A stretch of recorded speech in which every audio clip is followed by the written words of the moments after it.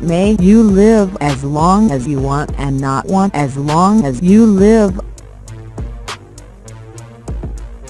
If it wasn't hard, everyone would do it.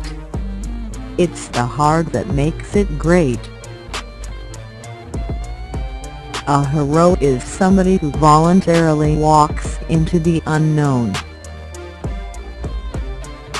Truth is, I'll never know all there is to know about you, just as you will never know all there is to know about me. Humans are by nature too complicated to be understood fully. So, we can choose either to approach our fellow human beings with suspicion or to approach them with an open mind, a dash of optimism and a great deal of candor.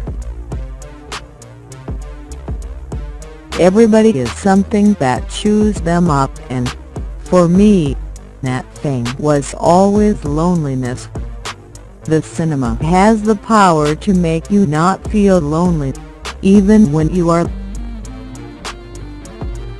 I think it's better to feel good than to look good. You cannot look up at the night sky on the planet Earth and not wonder what it's like to be up there amongst the stars.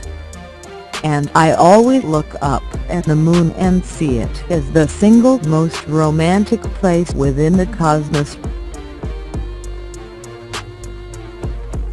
As long as you as an individual can convince yourself that in order to move forward as best you can you have to be optimistic, you can be described as one of the faithful, one of those people who can say, well, look, something's going to happen. Let's just keep trying. Let's not give up. Some people are cowards. I think by and large a third of people are villains, a third are cowards, and a third are heroes. Now, a villain and coward can't choose to be a hero, but they've got to make that choice. And I'm not apolitical, I'm very specific in my politics. But a lot of the time it's nobody's business unless you're over at my house having dinner. If you're funny, if there's something that makes you laugh, then every day's going to be okay. Some people go to bed at night thinking, that was a good day. I am one of those who worries and asks, how did I screw up today? But I also think all of the great stories in literature deal with loneliness. Sometimes it's by way of heartbreak, sometimes it's by way of injustice, sometimes it's by way of fate. There's an infinite number of ways to examine it. Human beings do things for a reason, even if sometimes it's the wrong reason. But the battles against loneliness that I fought when I was 16 are very different from those I fought when I was 27. And those are very different from the ones I fight at 44.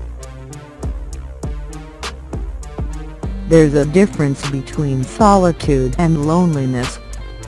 I can understand the concept of being a monk for a while.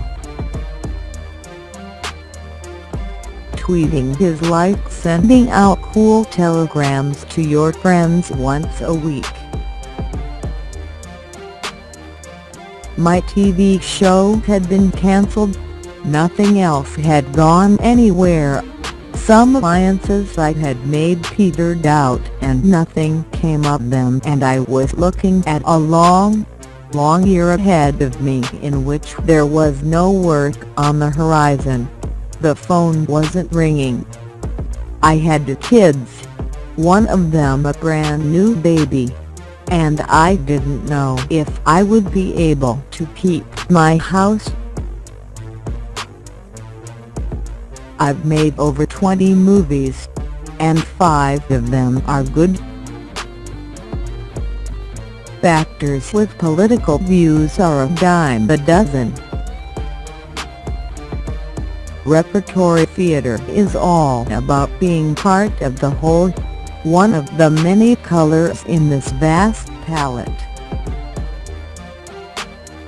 I have high blood sugars, and type 2 diabetes is not going to kill me. But I just have to eat right, and exercise, and lose weight, and watch what I eat, and I will be fine for the rest of my life.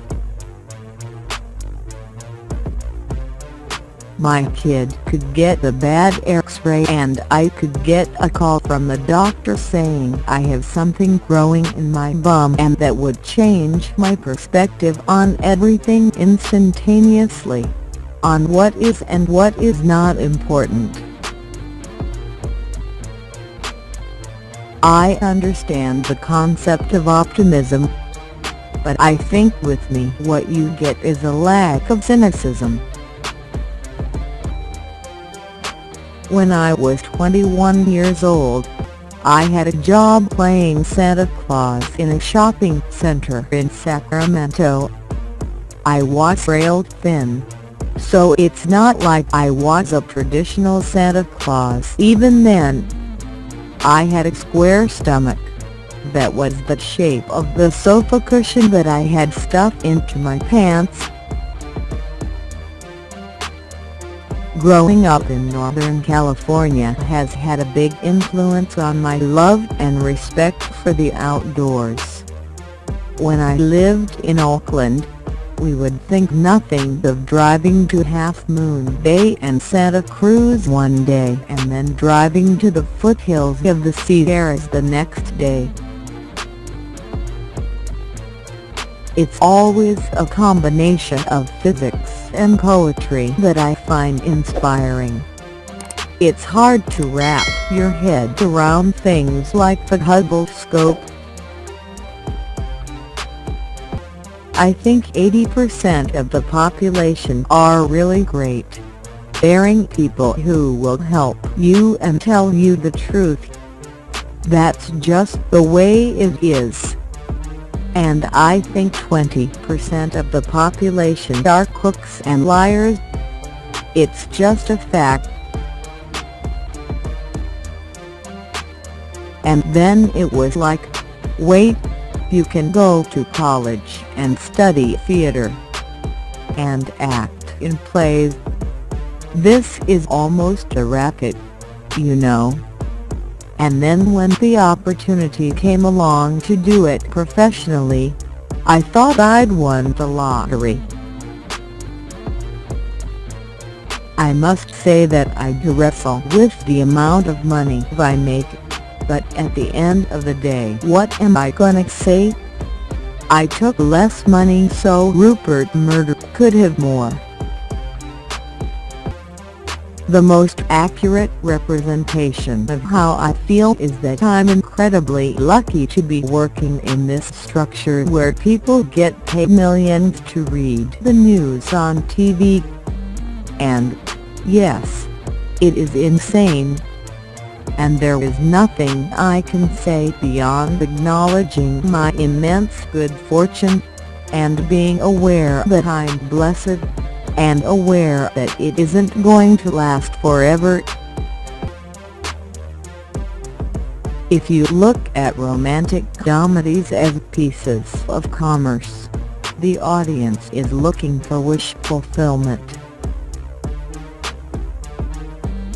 That's what's nice about directing the film and having it done. There's nothing more I can't do about it. It's done. That's it. All I can do is let it go and hope that people are kind to it. But look, I was born in 1956, the peak year for births in U.S. history. I think I'm very representative of many of the thought processes my generation have been through, and, by and large, people of my age have had their imprint planted on the consciousness of Western society for a long time. There's a small percentage of people who can act. There's a small percentage who get to do this for a living. There's a swath of the population that are able to keep the story in their head and fight all the battles against self-consciousness and the surreal unnaturalness of acting in a movie. The technical aspects you can learn fairly quickly. When I work, a lot of times I have to lose weight, and I do that, but in my regular life I was not eating right, and I was not getting enough exercise. But by the nature of my diet and that lifestyle, boom! The end result was high blood sugar that reached the levels where it becomes type 2 diabetes. I share that with a gajillion other people. For some people, I will be Forrest Gump for the rest of my life. But that's okay. That's a good thing. My favorite traditional Christmas movie that I like to watch is All Quiet on the Western Front. It's just not December without that movie in my house. At the end of the day, it's got to be a good movie. It's got to be a funny movie. And it's got to make people think, hey, I couldn't have spent my time any better. My mama always said, life was like a box of chocolates. You never know what you're gonna get. Rick. I want Debbie.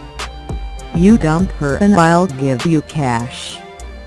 $10,000, plus the Jeep. Toaster over. A little microwave. The Queen's inner. Michelin tires. Brand new. A set of Sears' best metric tools. Sam Baldwin. Well, I'm gonna get out of bed every morning. Breathe in and out all day long. Then, after a while I won't have to remind myself to get out of bed every morning and breathe in and out.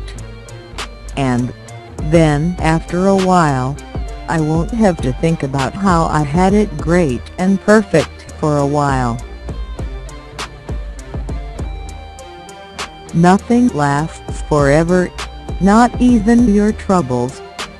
When the morning comes, let it go.